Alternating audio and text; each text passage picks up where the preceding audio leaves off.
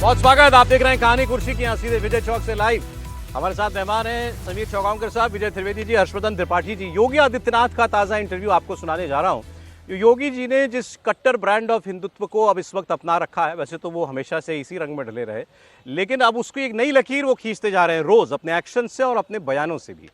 संभल के सीओ ने बयान दिया था, पुलिस के सीओ ने, कि जुम्मा हफ्ते में 52 बार, साल में 52 बार आता है, होली एक बार आती है। बड़ी इसकी आलोचना हुई कि वर्दीधारी को ऐसा नहीं बोलना चाहिए था, लेकिन योगी जी ने उसके सपोर्ट में बोला कि वो पहलवान बुद्धि का आदमी है, ओलंपियन है, उसने जो बात कही अपने मिजाज से कह दी।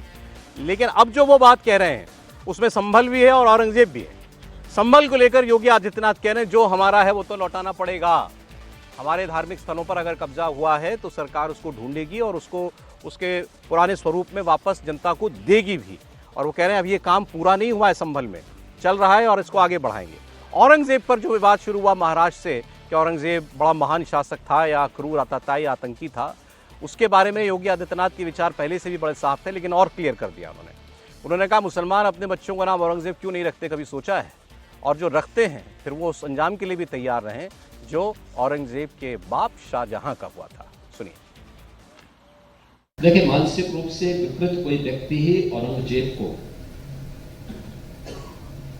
अपना आदर्श बना सकता है। यह सच है कि वह पूरे अपने विवेक से इस बात को बोल रहा है, तो फिर उसको अपने पुत्र का नाम सबसे पहले औरंगजेब रखना चाहिए, और फिर औरंगजेब के द्वारा शाहजहां के साथ जो व्यवहार किया गया उसको लिए भुक्तभोगी होने के लिए तैयार है। शाहजहां ने अपनी जीवनी में इस बात का उल्लेख किया है कि इस जैसा कमबख्त पुत्र किसी को पैदा न हो। वो कोसता है औरंगजेब को कि तुझसे अच्छा तो वह हिंदू है जो हिंदू जीते जी तो अपने बुजुर्ग माँ बाप की सेवा करता है और मरने के बाद वर्ष में एक बार श्राद्ध और तर्पण के माध्यम से अपने पुत्रों को जल देता है। जबरन किसी पे कब्जा करके किसी की आस्था को खो दे तो यह स्वीकार्य नहीं, ये कतई स्वीकार्य नहीं है। खासतौर पर तब संभल एक सच्चाई है कि संभल के बारे में जो उसके उदाहरण रखते हैं, आज से 5000 वर्ष से लेकर के 3500 वर्ष पहले हमारे पुराण रचे गए थे, पुराणों में भी इसका उल्लेख है। याद करना, 1526 में संभल में श्री हरि विष्णु का मंदिर तोड़ा गया था, और 1528 में अयोध्या में राम मंदिर तोड़ा गया था। यह एक सच्चाई है। दूसरा है संभल का महत्व। संभल एक तीर्थ रहा है, 68 तीर्थ थे वहां पे।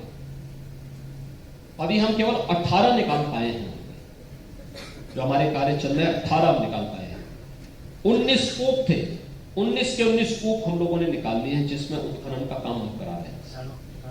आपने देखा होगा 56 वर्ष के बाद पहली बार वहां शिव के मंदिर, भगवान शिव के मंदिर में जलाभिषेक का कार्य हो पाया है।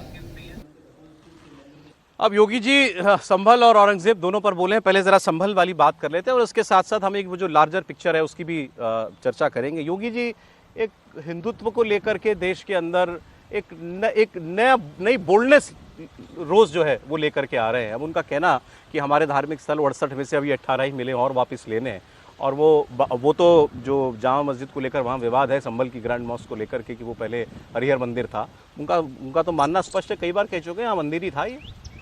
नहीं, देखिए, मुझे बातें खुलकर कोई बोलता नहीं, आज कोई बोलता नहीं है, लेकिन मुझे लगता है कि इसमें तो कोई मतलब अगर हम अभिव्यक्ति की स्वतंत्रता की बात कर रहे हैं तो अगर कोई प्रमाण के साथ, तर्क तथ्य के साथ, ऐतिहासिक संदर्भों के साथ, पौराणिक संदर्भों के साथ कोई बात कर रहा है तो उसको तो सुनना पड़ेगा। लेकिन इसके दोनों पहलू हैं। एक तो ये है कि योगी आदित्यनाथ जहां पर जा रहे हैं, मतलब एक तरह से कहें कि हिंदू हित की बात या हिंदू पहचान की बात, उसको जिस लाउड तरीके से कह रहे हैं, आज तक अभी तक भारतीय राजनीति में कोई कहता नहीं, विद नो कॉम्प्रोमाइज। लेकिन एक थोड़ा सा दूसरा पहलू भी है। अगर सीओ अनुज चौधरी के बयान को उस तरह से उसी स्पिरिट में आगे बढ़ा दिया जा रहा है तो मेरा मानना वो ठीक नहीं। यहां जाकर आप जिसको कहते हैं ना कि उस पहचान को कॉम्प्रोमाइज न करना और ये वाली बात, ये दोनों एक साथ नहीं जाती, ये कम ठीक है। अब सीओ ने वर्दी पहनी है तो उसके बयान पर एतराज किया जा रहा है। आपने भी कहा ये ठीक नहीं बिल्कुल। था। ऐसे तो वो भी कॉन्स्टिट्यूशनल पोस्ट पर है योगी जी, लेकिन वो तो बोलते हैं बोल के। मैं वही कह रहा हूं कि राजनीतिक व्यक्ति ढेर सारी बातें ऐसी करेगा, राजनीतिक व्यक्ति ऐसे सुझाव भी देगा, ऐसी चर्चा भी करेगा, लेकिन जो भी वर्दी में है, जो भी ऐसे पद पर बैठा हुआ है, उसको ये बात नहीं करनी चाहिए, उसको किसी भी तरह से। और ऐसा नहीं कि अनुज चौधरी ने कोई बहुत गलत बात कही है, बात तो जो कही वो फैक्ट है, लेकिन उस फैक्ट को कहने का एक तरीका होता है। और विशेष करके बेवजह इतना चार्ज एटमॉस्फेयर कर देना जब आप होली के समय में हो, रमजान के समय में हो, तो ये बहुत ठीक नहीं। जहां तक हिंदू पहचान की बात है, उसमें कोई कॉम्प्रोमाइज होना भी नहीं चाहिए, वो बिल्कुल नहीं होना चाहिए। वो इस देश की पहचान है, लोगों की पहचान है, और अगर कोई संभल में या दूसरी जगह पर वो हमारी संस्कृति से जुड़ा हुआ मसला है तो उसकी बात बिल्कुल करनी चाहिए। अब योगी जी जो बोल रहे हैं आजकल चर्चाओं में, जो वो हैं कि कुंभ में जिसकी प्रवृत्ति थी वो दिखा, गिद्ध को लाशें दिखी और सुअरों को गंदगी दिखी। अब उसके बाद ये स्टेटमेंट कि संभल में जो हमारा है वो हमको लौटाना पड़ेगा, मुसलमान औरंगजेब का नाम क्यों नहीं रखते हैं, सारी बातें एक नई लेवल पर मेरे ख्याल से वो इस डिस्कोर्स को ले गए, हिंदुत्व के डिस्कोर्स को। मुझे ऐसा नहीं लगता। नहीं लगता? नहीं, क्योंकि हम बहुत जल्दी, हमारी विस्मृति जो है ना वो है, स्मृति हमारी थोड़ी कमज़ोर है। यदि 2001 से 2012 तक नरेंद्र मोदी को मुख्यमंत्री के तौर पर भाषण सुनेंगे आप, वो ऐसे कैसे भाषण, ओके, हाँ, वो भी हिंदुत्व को लेकर उतने ही, मतलब संभल नहीं होगा जो भी बात होगी, लेकिन हिंदुत्व को लेकर, हिंदुत्व की पहचान को लेकर नरेंद्र मोदी जी का रुख भी यही था। ठीक है, तो इसलिए कोई ऐसा बड़ा बदलाव नहीं हो रहा। योगी जी जो कर रहे हैं, मैं लेकिन बाप तो नहीं ऐसी बातें करते प्रधानमंत्री है, अब नहीं कर रहे ना, इसीलिए तो अब वो भी कब के बाद नहीं करेंगे योगी जी? क्या उनके पास कोई टारगेट हो गया है? ये 5 कालिदास मार्ग से 7 LKM तक की रास्ता है, मुख्यमंत्री आवास से प्रधानमंत्री आवास तक का। और देखिए, एक तो ये बात कि हिंदू की पहचान, हिंदू का कौन सा खतरा हो रहा है मुझे समझ में नहीं आता। आपको लगता है वो इसीलिए सब कर रहे हैं? नहीं, इसलिए कर रहे हैं कि नहीं कर रहे हैं, वो लाइन जो खींच रहे हैं। और दूसरी बात जो मैं बता रहा हूँ कि एक मुख्यमंत्री के लिए बड़ा खतरनाक होता है यदि आप इतना, जैसे अभी चर्चा हुई कि चार्जअप कर देंगे माहौल को, चार्जअप कर देंगे, तो वो आपके लिए नुकसान करेगा, क्योंकि आपको एडमिनिस्ट्रेशन देखना है। यदि संभल में दंगा होगा या कहीं और दंगा होगा या कहीं और कुछ घटना होगी, तो वो एक एडमिनिस्ट्रेटिव तौर पर ठीक नहीं होगा। सर, और अनुज चौधरी के दंगे के बाद वो ऐसा बोल रहे हैं, दंगा तो हो चुका है संभल नहीं, में। तो क्या आप खत्म हो गए? अब दंगे नहीं होंगे देश में या उत्तर प्रदेश में? जो माहौल बन रहा है उसमें ऐसा हो सकता है। लेकिन योगी जी बहुत एक अच्छे एडमिनिस्ट्रेटर, अच्छे, मैं समझता हूं कि उनको अब विकास के रास्ते पर, उत्तर प्रदेश को उस रास्ते पर ले जाने पर काम करना चाहिए। अभी जो 2 साल बचे हैं, और जैसे हर चीज़ को रिलीजन से, संभल में 19 कूप निकले, कुएं धर्म की पहचान है क्या? कुएं क्या होते हैं बताइए मुझे? कुएं तो पानी पीने की जगह है, उसमें धर्म की पहचान थोड़ी है कुएं। कुएं तो आप पूरे उत्तर प्रदेश में जो ठीक होने छोटे मंदिर भी निकल रहे हैं ना। हाँ, ठीक है, तो वो मैं कह रहा हूँ कि उनको अभी विकास के रास्ते पर चलना चाहिए, लेकिन शायद उनको अभी एक ऐसे चौराहे पर पहुंचना है जहां से उनको आगे निकलना। आपकी नजर में उनको ये बयानबाजियां ठीक नहीं है? मेरे हिसाब से ठीक नहीं है, और मैं ये भी मानने को ठीक नहीं कि राजनेता, मुख्यमंत्री हैं, उससे क्या हुआ? अनुज चौधरी ने जब बोला तो उसके अगले दिन जो DM थे उसने थोड़ा सा संभल के जवाब दिया कि भाई मैंने बात कर लिया। अब जब CM साहब ने कह दिया तो सब लोग वही बात कर रहे हैं, सबको 52 जुम्मे और एक होली याद आ रही है, क्योंकि आपने एक रास्ता दे दिया ना खोलने का। और उसका मुख्यमंत्री को ऐसी बात नहीं करनी चाहिए। मैं ऐसा समझता हूं।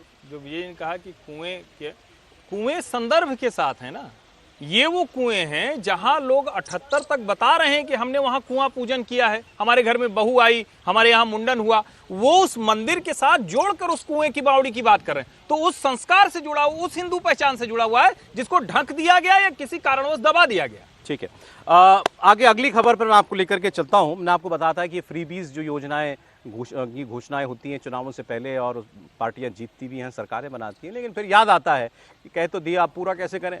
जैसे महाराष्ट्र में देवेंद्र फडणवीस की सरकार को याद आ रहा है इतने 1000 करोड़ रुपए का बजट बन जाएगा, केवल एक योजना का जो महिलाओं के खाते में 2100-2500 रुपए डालने की घोषणा की हुई है। अब बजट जब बनाया उन्होंने पहला अपना सरकार में आने के बाद, तो उस योजना के लिए जो सोचा था कि आवंटन होगा उसको कम करना पड़ा, क्योंकि ये चुनाव से पहले की योजना है, तो पहले भी इसका बजटरी प्रोविजन था, उसमें 10,000 करोड़ रुपए की कटौती करनी पड़ी। 36,000 करोड़ की है सैंक्शन, 36,000 करोड़ रुपए। अब सोचिए कितने का, मतलब 40-50,000 करोड़ रुपए की वो स्कीम है, एक स्कीम, जिसमें 10,000 करोड़ का उनको अब कमी पेशी करनी पड़ रही है। स्कीम नहीं है ये हिमाचल की हम लोग खूब बात करते हैं, हिमाचल प्रदेश को कैसे याद आ रहा है ये। दिल्ली में अभी तक पैसा दिया नहीं गया है, दिया जाएगा, चलिए दिल्ली में केंद्र का भी समर्थन मिल जाएगा, वो सारी बातें हैं। लेकिन पार्टियां अब ये रियलाइज कर रही हैं कि कहने और करने में बहुत अंतर है, हमारा ही नुकसान है बाद में जब सरकार में आते हैं कि और कोई काम के लिए पैसा नहीं बचता। देखिए बिल्कुल, और भारतीय जनता पार्टी से बहुत गंभीरता से विचार कर रही है और खबर मतलब ये भी आ रही है कि आसाम चुनाव से भारतीय जनता पार्टी इस फ्रीबीज कल्चर से बाहर निकलेगी और उसके दूसरे वैकल्पिक रास्ते। ये ट्रैप है सर, बिल्कुल ये ट्रैप है। बिल्कुल। अब देखिए एक पार्टी ऐलान करती है, दूसरी को करना पड़ता है। भारतीय जनता पार्टी को भी लग रहा है, देखिए 7 राज्यों की 8 करोड़ महिलाओं को 1.25 लाख करोड़ रुपया बांटा जा रहा है। 7 राज्यों की में 8 करोड़ महिलाओं को 1.25 लाख करोड़ रुपया, 1.25 लाख करोड़ रुपया बांटा जा रहा है फ्री स्कीम के अंदर। और जो सेतिया आसाम के प्रदेश अध्यक्ष है भारतीय जनता पार्टी के, तो उन्होंने बहुत स्पष्ट बोल दिया है कि अगला जब आसाम के विधानसभा चुनाव होने वाले अगले साल, उस समय हम इस घोषणा कोई भी नहीं करने वाले हैं। हम कोई वैकल्पिक रास्ता ढूंढने का, लेकिन फ्री की स्कीम जो है वो आसाम में हम किसी स्थिति में लागू नहीं बीजेपी इस चंगुल से निकलने के रास्ते ढूंढ रही है। बिल्कुल। देखिए बीजेपी सबसे ज्यादा राज्यों में, विपक्ष अरविंद केजरीवाल ने बोल दिया कि हम इतना पैसा देंगे। भारतीय जनता पार्टी को चुनाव में जीतने के लिए बोलना पड़ा, सत्ता में भारतीय जनता पार्टी आ गई। और प्रधानमंत्री मोदी का तो विजन इसके खिलाफ ही रहा है। प्रधानमंत्री मोदी तो हमेशा कहते रहे कि भाई रेवड़ी कल्चर लागू नहीं करना है हमें, और लेकिन चुनाव प्रचार के प्रेशर में आपने घोषणा कर दी, अब उसे आपको पूरा भी करना है, तो उसका रास्ता मुझे निकालना है। और प्रधानमंत्री मोदी भी चाहते हैं कि इससे बाहर निकलने की पहल भारतीय जनता पार्टी को ही करना पड़ेगी। अभी अगला चुनाव चूंकि बिहार में है और बिहार में भी तेजस्वी यादव अपोजिशन में है, तो उन्होंने ये घोषणा कर रखी है कि मैं 2500 रुपया महिलाओं के खाते में सीधा डालूंगा, आप मुझे सरकार में लाइए। प्रशांत किशोर ने भी इस पर बात की है और तेजस्वी यादव ने भी, सुनते हैं।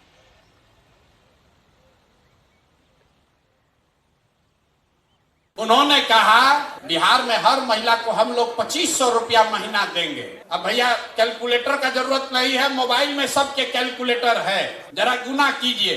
बिहार में 6 करोड़ महिला है, अगर 2500 रुपया आप महीना दीजिएगा तो साल भर में कितना पैसा लगेगा? 1,50,000 करोड़।